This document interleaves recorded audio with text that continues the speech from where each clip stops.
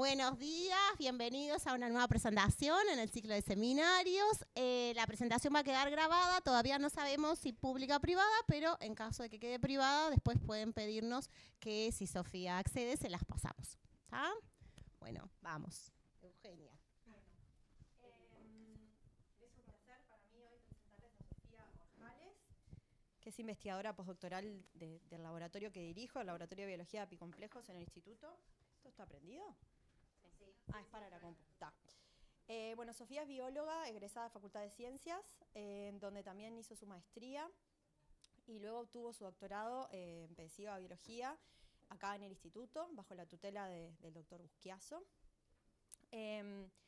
Sofi tiene una trayectoria poco usual para Uruguay porque logró dar el salto de la academia al sector privado. Y por varios años, luego de que terminó su doctorado, se desempeñó como técnica de laboratorios privados y públicos en diferentes instituciones del país. Y en 2021, guiada por una fuerte vocación hacia la investigación, Sofía decide volver al ámbito académico y se une a nuestro laboratorio en esa instancia para realizar un postdoc que afortunadamente hemos podido extender hasta la fecha. Enfocada en el estudio del centrosoma como regulador no canónico de la división celular de toxoplasma. En el marco de este proyecto, identificó varias proteínas y proteínas quinasas en particular, esenciales para el parásito, y se ha convertido en una excelente microscopista, reponiendo a punto y expandiendo el uso de los tipos de microscopía de expansión que hacemos en el laboratorio. Y junto con Flor Sena han puesto a punto la microscopía in vivo del parásito, ambas herramientas fundamentales para las capacidades técnicas de nuestro laboratorio. Bueno, Sofía es una investigadora muy meticulosa, que le gusta ir muy profundo en lo que estudia y entender las implicancias evolutivas, ir más allá, digamos, de lo que ve. Y trae mucha rigurosidad científica y calidad a lo que hace. Esto le ha redundado en una producción científica muy destacada, con más de 15 publicaciones, y recientemente fue categorizada como investigadora a nivel 1 del SNI. Tiene además una fuerte vocación docente que vuelca en su cargo como profesora asistente en la Universidad Técnica del Uruguay, donde coordina varios cursos.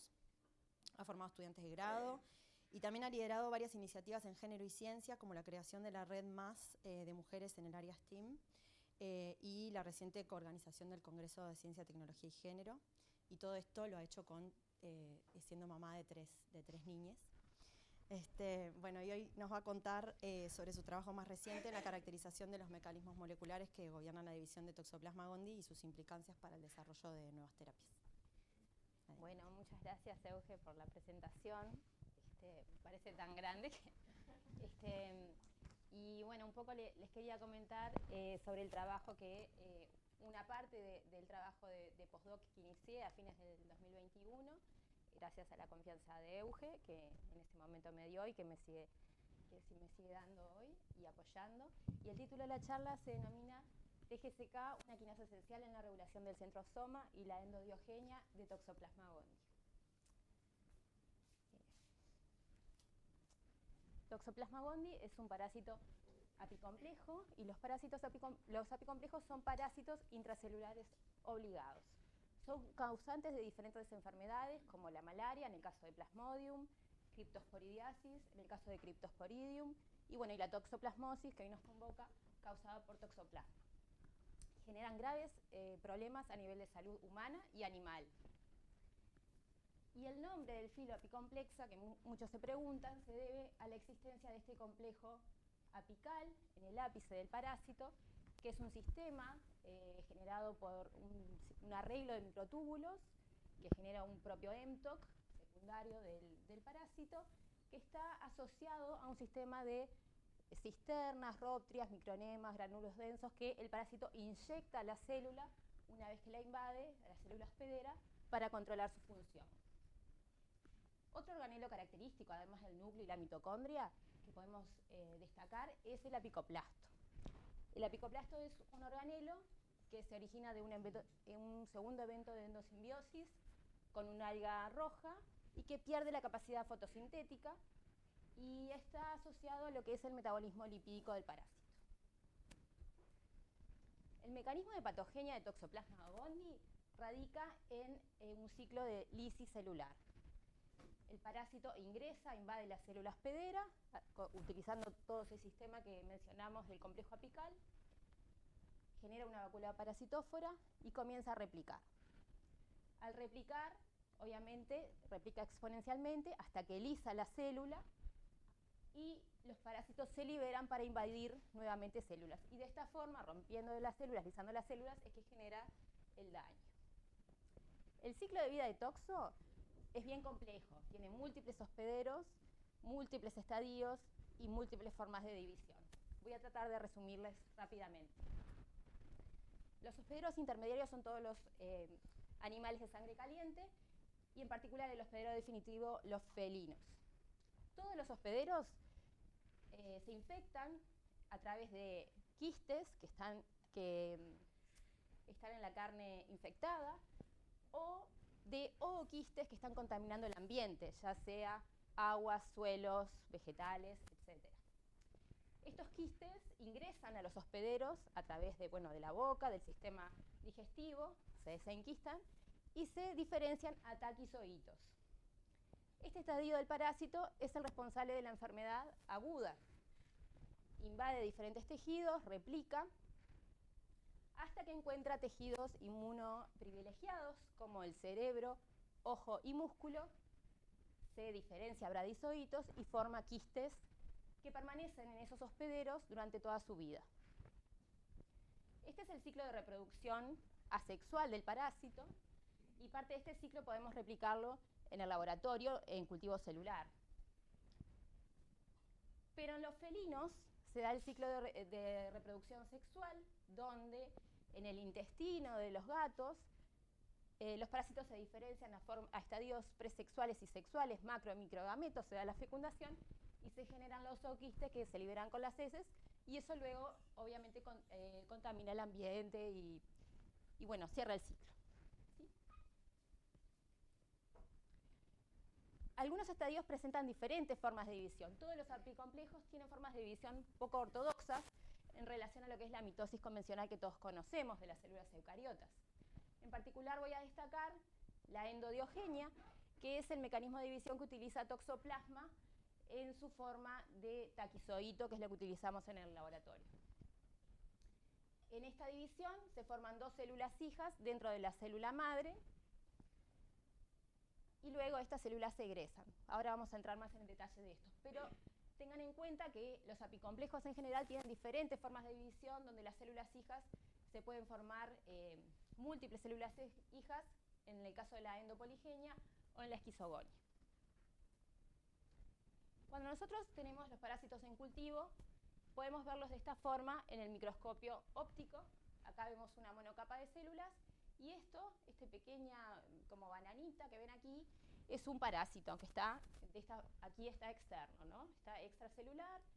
Acá vemos una vacuola de parásitos que ya ha invadido una célula y ha replicado y forman estas hermosas rosetas. Acá simplemente porque justo tengo parásitos que son fluorescentes y pueden verlos verdes, pero simplemente es para mostrarles que es muy pequeño y es muy difícil estudiar la división de estos parásitos solo con mirarla al microscopio, porque no podemos discriminar las diferentes estructuras subcelulares que tienen. Entonces, en el laboratorio utilizamos esta técnica, que es la microscopía de expansión, que justamente lo que hace es embeber la muestra que nosotros queremos analizar en un hidrogel y a través de procesos de incubación de ese gel con diferentes soluciones y procesos de desnaturalización, logramos expandir esa muestra de forma isotrópica y podemos marcarla con diferentes anticuerpos. En este caso les estoy mostrando una micrografía donde estamos marcando la tubulina acetilada y vemos las estructuras del parásito asociadas a la tubulina, ¿sí? Vemos el complejo apical, que hoy hablamos de él, todo un sistema de microtúbulos, 22 microtúbulos que forman el corset del parásito, que está involucrado en lo que es el movimiento, el gliding del parásito en el medio. Y si ven el detalle, podemos ver los centrosomas, los dos centriolos que tiene Toxoplasma. Estos parásitos están en interfase y a medida que empieza la endodiogenia, vamos a ir viendo cómo evolucionan las estructuras. Lo primero que ocurre en la división es la duplicación del centrosoma. Entonces, se duplica el centrosoma, ahora tenemos 2 centrosomas y se comienza a vislumbrar el uso mitótico. Luego se comienzan a formar los complejos apicales de esas células hijas, los conoides, los vemos aquí, asociados con los centrosomas de esas células, y el uso mitótico comienza a desarrollarse. Acá, para comparar, tenemos centrosomas de la célula hospedera para que vean la diferencia de tamaño que hay. Transcurre la división, esas células hijas siguen creciendo, se forma esta estructura bien característica que ya ha sido reportada de pétalo, donde los 22 microtúbulos se rearreglan en esos 5 pétalos que ven ahí, y hasta se puede discriminar a veces esos microtúbulos intraconoidales.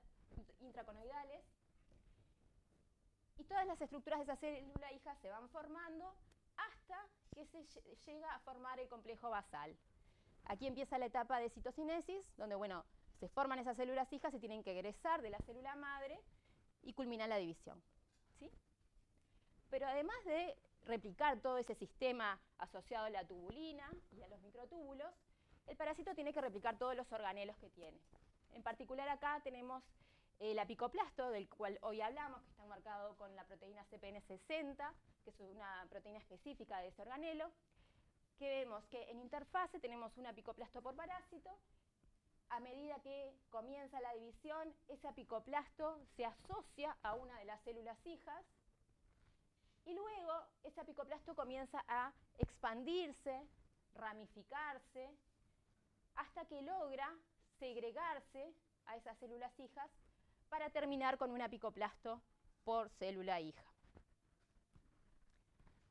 Otro organelo que tenemos que segregar durante la división es el núcleo. Entonces estos parásitos acá en interfase tienen un núcleo por parásito.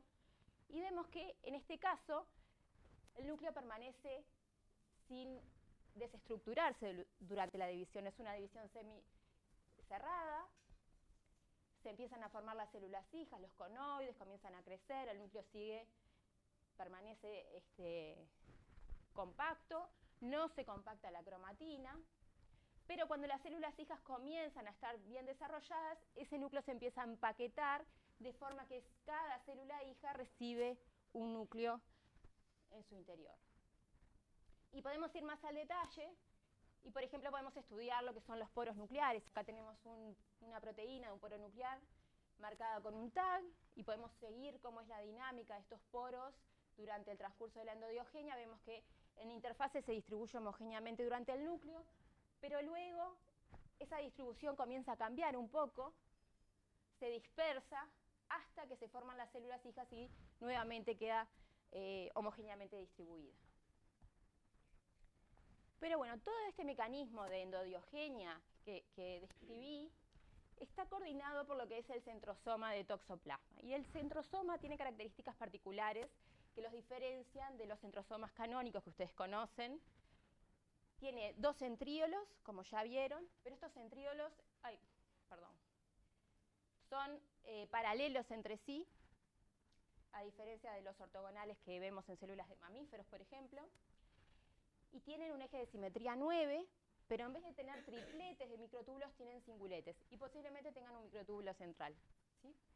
Acá tenemos una imagen de microscopía electrónica, tomada por Eugenia, donde justamente se ven esos centríolos cerca de lo que es el conoide y, bueno, y las células hijas que se están formando.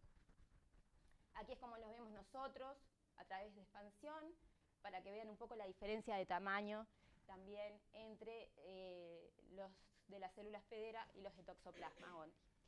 Y lo que hay que destacar es que carecen de homólogos conservados en los hospederos vertebrados, lo que lo hace un potencial blanco terapéutico, y además se desconocen todo lo que es los mecanismos de biogénesis asociados a este centríolo, ¿verdad? Por ejemplo, en eucariotas está la pololaikinasa 4, que es la que regula la biogénesis de estos centríolos, pero Toxo no tiene pololaikinasas y tampoco se conocen otras quinasas o otras proteínas que estén regulando este proceso.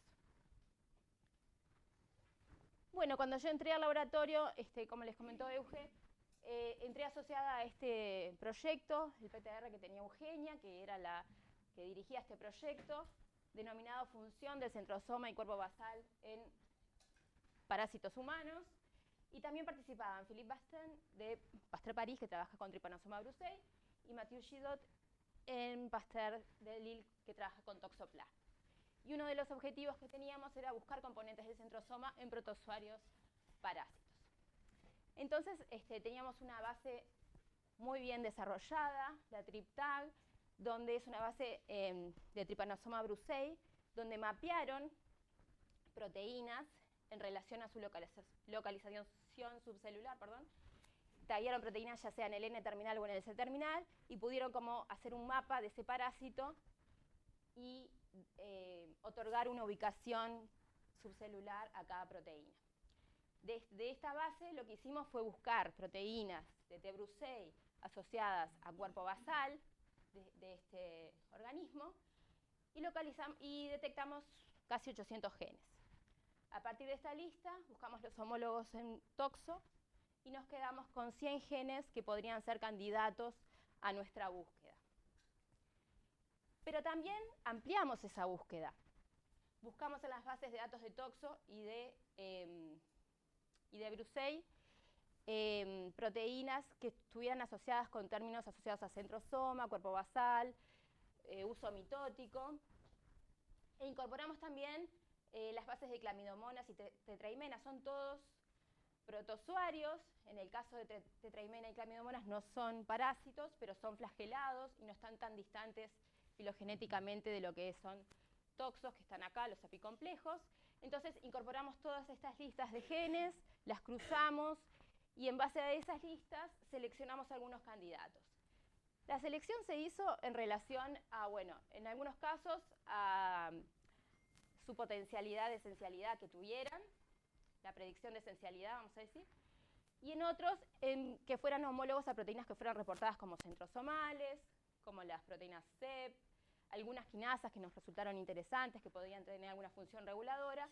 Y lo interesante de todo esto, además de todas las proteínas asociadas a tubulina, centrina, que ya sabíamos que iban a salir en estas listas y descartamos, fueron proteínas que ya estaban siendo trabajadas en el laboratorio por otros integrantes. Por ejemplo, tenemos acá CEP120, que fue parte de la tesis de grado de Mateo Gómez. Tenemos SAS4, que fue parte de la tesis de grado de Florencia Richuto. Y SAS6 es una proteína con la que ya venía trabajando Eugenia. Ramiro hizo parte de su doctorado y yo sigo trabajando, espero en algún momento comentarles un poco más de los avances en relación a esa proteína. Entonces diseñamos una estrategia para ver cómo estudiar estas 10 proteínas más o menos que teníamos. Y básicamente lo que hicimos fue tratar de tallarlas, modificar ese ADN por CRISPR-Cas, incorporando un tag y un cassette de selección. Diseñamos los primers para las guías, para clonar ese fragmento en el ADN. Transfectamos los parásitos, los seleccionamos, obtuvimos clones en algunos casos y los analizamos. ¿Sí? Aquí fue un poco el progreso con cada una de las proteínas. En algunos casos, nos fue muy difícil clonar las guías, o sea que no pudimos avanzar. En otros sí clonamos las guías, pudimos transfectar parásitos, pero nunca tuvimos PCRs positivas para los clones que queríamos seleccionar. Y en otros logramos llegar a las etapas finales de tratar de localizar esa proteína dentro del parásito. Aquí ven algunos ejemplos, como por ejemplo la caseinquinasa 1, que está en verde, una proteína asociada a flagelo de esperma, homóloga a esa proteína, también en verde, la quinasa GCK, que hoy es la protagonista de esta charla, y la radial spokehead, que es una proteína que estaría en lo que es el cartwheel de los centríolos. Con todo esto nos quedamos con esta proteína que nos pareció interesante porque tenía un patrón bastante difuso en lo que es el citoplasma y el núcleo, pero veíamos un spot en algunos parásitos que nos resultaba interesante y nos preguntamos si tenía relación o no con lo que son los centrosomas de este parásito.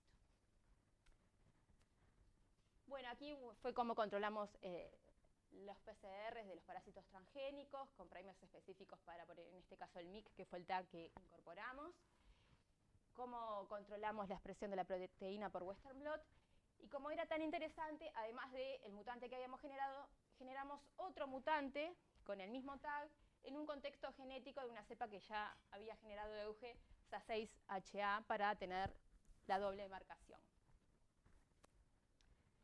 Allí un poco les muestro la marca para que la puedan ver un poco mejor. Solo la quinasa, ven que el parásito se marca homogéneamente en lo que es todo núcleo, citoplasma, y ven un punto más concentrado de esa quinasa. H2BZ es una histona específica de este parásito que marca núcleo, y bueno, y la superposición con DAPI.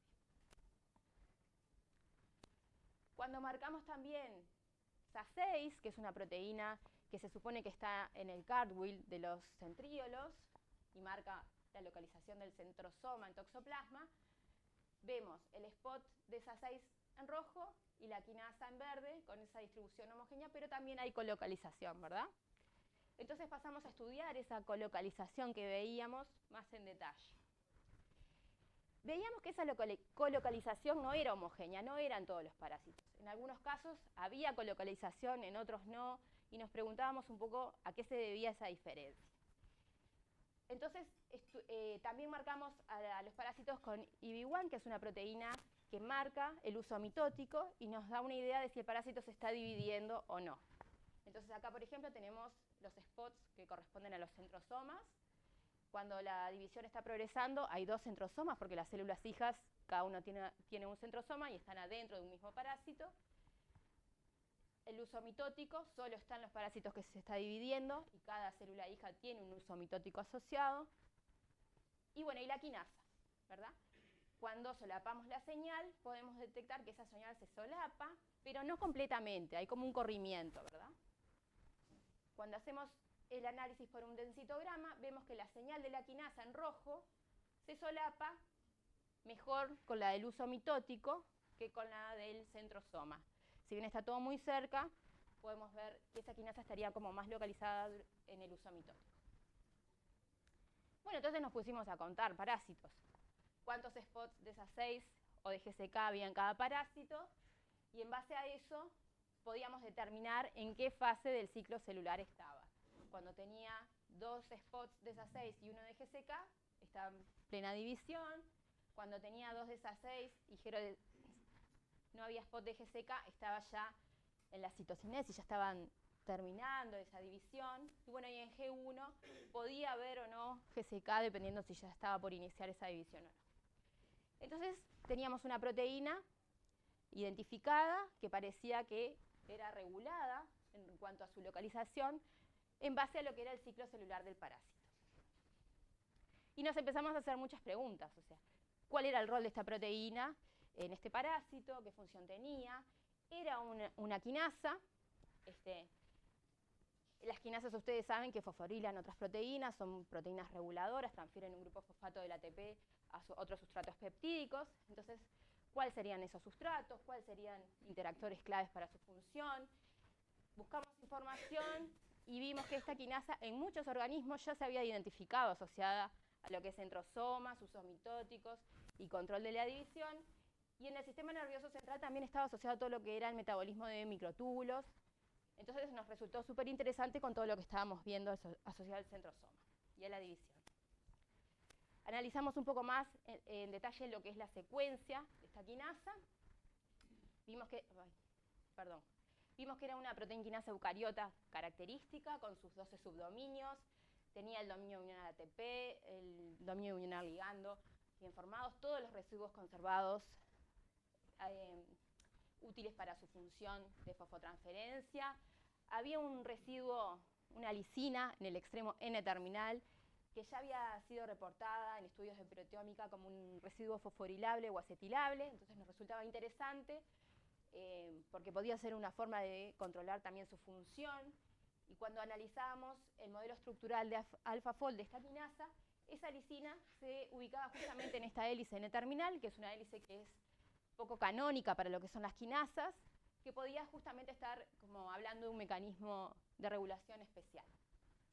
el análisis filogenético de esta quinasa en relación a otras GCKs, la vemos por acá, la agrupa con quinasas de apicomplejos y en general con quinasas de otros protozoarios, pero también vemos que es más cercana a las quinasas de plantas asociadas a las BIN2, ¿verdad?, que a las de mamíferos.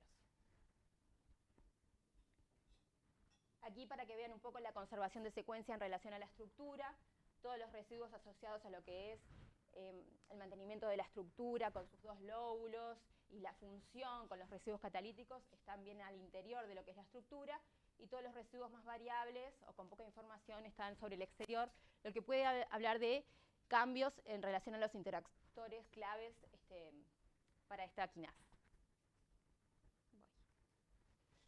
Bueno, lo que nos propusimos hacer fue un knockdown de esta quinasa para ver si era esencial o no para este parásito, o cómo afectaba ese cambio en la expresión a la sobrevida del parásito. El sistema que tenemos en el laboratorio, que usamos frecuentemente, es el sistema ID, que es de grano inducible por auxina, donde incorporamos un cassette en el gen que nosotros queremos estudiar, con este ID, que en presencia de ácido indolacético degrada la proteína en cuestión, ¿sí? Y es una forma de controlar entonces, mediante degradación, la expresión, o sea, de una proteína. 5 intentos realizamos, 2 por electroporaciones y 3 por nucleofecciones, y si bien en una posición que ya habíamos modificado con una guía, con tags más pequeños, nos parecía bastante difícil lograr incorporar este cassette en esa posición, capaz que por un tema regulatorio, bueno, no lo sabemos. Pero por suerte, nuestros colaboradores, Gustavo Arrizabalaga y Amanda Krueger, de la Universidad de Indianápolis, que después se mudaron a la Universidad de Buffalo, lograron obtener el mutante knockdown por otro sistema, el sistema TATI, que lo que hace es modificar el promotor. Incorpora una secuencia transactivadora que permite la unión de un transactivador que en presencia de tetraciclina inhibe la expresión del gen que queremos estudiar. Así que con este mutante empezamos a caracterizar. En este caso teníamos un tag de HA, se expresaba muy bien, también tenía un patrón de expresión bastante homogéneo en lo que son los parásitos y presentaba cambios en relación a los parásitos que se estaban dividiendo y los que no. Cuando hicimos la ultraestructura de estos parásitos, vimos que se localizaba de forma homogénea en lo que es el parásito, con una mayor concentración en lo que es el cuerpo basal, núcleo, y cuando nos focalizamos en lo que es el centrosoma, vemos que colocaliza con centrosoma o con estructuras asociadas, ¿sí? Aquí, para que tengan en cuenta, la centrina colocaliza también con centrosoma y vemos una superposición allí, y capaz que también en el uso mitótico de parásitos que se están dividiendo. Hicimos entonces los ensayos de viabilidad de estos parásitos cuando inhibíamos la expresión de esta quinasa, y este ensayo se hace en ensayos de placa de lisis, similares a los que se hacen para los virus, ¿verdad? Se incuba en una monocapa de células a los parásitos, se deja una semana, se tiñen las placas con cristal violeta y se ven las placas de lisis que se generan. Y bueno, este parásito no lograba generar placas de lisis, por lo tanto estaba afectando lo que es la viabilidad de toxo, por lo menos en el estadio de taquizoitos. Fuimos a ver un poco de qué manera es que afectaba esta viabilidad. Vimos que los parásitos que tenían la inhibición de la expresión de esta quinasa tenían una forma de división rara. En algunos casos no era una división sincrónica. Cuando nosotros tenemos una vacuola de parásitos, generalmente todos los parásitos se dividen de forma sincrónica. En este caso eso no ocurría. Había una segregación desigual de los núcleos. Algunos parásitos recibían núcleos y otros no. Y se generaban como formas que eran raras, anormales. Acá vemos un poco lo mismo, marcando en vez de membrana el esqueleto de tubulina. Vemos que algunos parásitos quedan sin núcleos, y bueno, se ven núcleos más grandes, núcleos más chicos. Todo eso lo cuantificamos un poco, pero básicamente era un fenotipo aberrante. Quisimos ver un poco qué pasaba con los centrosomas, se segregaban esos centrosomas a los parásitos hijos. Marcamos centrosomas con centrina, marcamos los usos mitóticos con IB1, hicimos muchos conteos, y en relación a esos vimos que los usos mitóticos no tenían cambio en relación a los controles, pero cuando íbamos a ver los centrosomas, sí veíamos una tendencia a tener menos centrosomas de los esperados por parásito, y eso de alguna forma estaba también afectando lo que es la división. Cuando vemos la ultraestructura de estos parásitos, nos pasa lo mismo, vemos todo lo que ya describimos, este es el control, y aquí vemos los parásitos tratados con tetraciclina, o sea que no están expresando la quinasa, y vemos que los centrosomas ya empiezan a ser aberrantes, algunos parásitos tienen y otros no, lo mismo pasa con los núcleos, ¿sí? O sea que estaba teniendo un efecto sobre lo que es el centrosoma y la endodiogenia.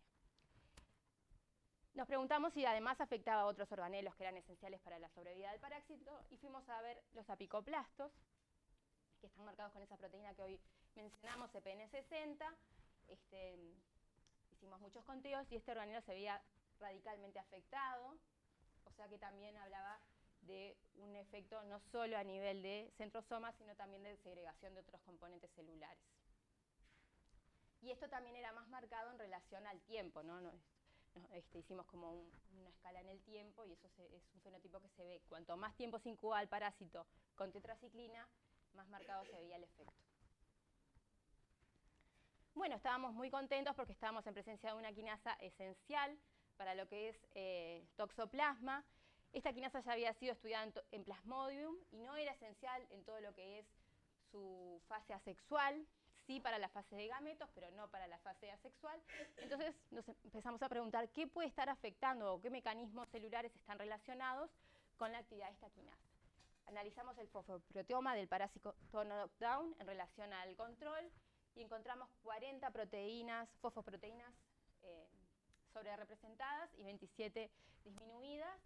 Y bueno, estaban involucradas en muchos procesos. En toxoplasma muchas proteínas están anotadas como hipotéticas, entonces eso lo hace un poco difícil. Nosotros fuimos más al detalle, tratamos de identificar cada uno de esos genes hipotéticos y darle alguna función. Y muchos de ellos estaban involucrados en lo que es el procesamiento del ARN. Y también encontramos proteínas asociadas al centrosoma y al gliding, en particular a lo que es el cuerpo basal. O sea que estos son los 3 procesos más afectados en relación a en este mutante knockdown. Fuimos a buscar interactores de esta quinasa, hicimos inmunoprecipitación, ensayos de inmunoprecipitación, y las proteínas que resultaron con mayor score estadístico fueron todos componentes de este complejo, GSN5B, que es un complejo acetiltransferasa de histonas. Este complejo, además de subunidades acetiltransferasas, tiene muchos factores de transcripción, como ven acá, los APIAP2, que son típicos de toxoplasma, que básicamente están regulando lo que es la transcripción durante el ciclo celular o durante los cambios de estadio, ¿sí? Y esto, además, ya había sido reportado en un estudio previo donde analizaban este factor. Encontraron a la quinasa como partner también en ensayos de inmunoprecipitación. O sea que era algo que parecía bastante fuerte y dijimos, bueno, ¿qué pasa si logramos inhibir este factor? ¿Se ve afectada de alguna forma la actividad de la quinasa? Había una droga, el garcinol, que era un inhibidor de este factor, y tratamos a los parásitos con garcinol con diferentes concentraciones. Vimos entonces que a mayor concentración de garcinol, la quinasa era degradada, o sea, perdía estabilidad y se degradaba. También hicimos transcriptómica a estos parásitos knockdown para ver qué procesos se veían afectados. Obviamente son muchos los asociados a muchos procesos celulares asociados a la inhibición de esta quinasa, pero nos quisimos focalizar en lo que es el procesamiento del ARN por los datos previos que teníamos de fosfoproteómica. Entonces analizamos cambios en el splicing alternativo de algunos genes y nos encontramos que en el knockdown de esta quinasa había 130 genes que tenían splicing alternativo diferencial. en relación a 5 que utilizamos como control de otro knockdown de una fosfatasa que teníamos. Y cuando los parásitos eran tratados con garcinol, también veíamos un efecto muy evidente en el cambio de splicing en algunos genes. Y en particular, 24 eran en común con los del knockdown de la quinasa. O sea que claramente, de alguna forma, está involucrada en lo que es la regulación de estas vías de splicing alternativo. Bueno, y en base a eso fue que propusimos un modelo de cómo podría localizarse esta quinasa en lo que es el parásito. En interfase, la quinasa se localiza tanto en el núcleo como en el citoplasma, como vimos. Y cuando comienza la división, esta quinasa se focaliza en lo que es el centrosoma, cuerpo basal, aunque la encontramos también en el citosol, ¿verdad? Cuando estamos en presencia de este inhibidor, de este complejo, al cual la quinasa está formando parte, esta quinasa de alguna forma es exportada al citosol y degradada por el proteosoma. Parte de estos resultados que hoy les mostré fueron publicados. Y bueno, como conclusiones del día de hoy, les quería mostrar que esta quinasa es una quinasa esencial para la sobrevida de toxo. Su localización subcelular cambia durante el ciclo celular. Según los estudios de proteómica y transcriptómica, estaría involucrada en lo que es el procesamiento del ARN, la dinámica de división del centrosoma y el gliding. Forma parte de este complejo, y hace un par de meses salió reportada que también forma parte de un complejo similar, GSN5B, que está presente en los telómeros del parásito. Tiene características de secuencia y potencialmente de estructura diferenciales frente a las quinasas humanas, lo que lo hace un interesante blanco de drogas que nos interesaría seguir explorando, y de hecho hemos aplicado con el grupo de Comini algunos fondos para conseguir financiación. Bueno, muchas gracias a todos por escucharme, a todo el grupo por siempre estar compartiendo y colaborando, discutiendo, etc. A Eugenia, siempre por la confianza. A todos nuestros colaboradores, al Pasteur, financiación, y bueno, muchas gracias.